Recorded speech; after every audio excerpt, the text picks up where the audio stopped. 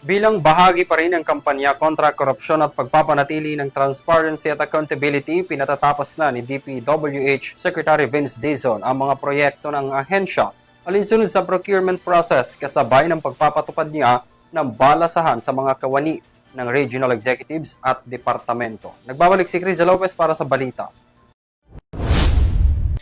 Sa gitna ng laban ng Department of Public Works and Highways sa korupsyon, nagpatupad si Secretary Vince Dizon ng balasahan sa Regional Executive ng Departamento. Noong January 22, pinirmahan ni Dizon ang 22 special order na nagtatalaga sa 12 regional director nationwide at para sa 10 assistant regional directors. Ayon kay Dizon, mahalaga ang tungkulin ng regional offices sa pagpapatupad ng pagpapatayo ng mga infrastruktura na naaayon sa procurement process, tamang specification at sa naaprobahang plano ng proyekto.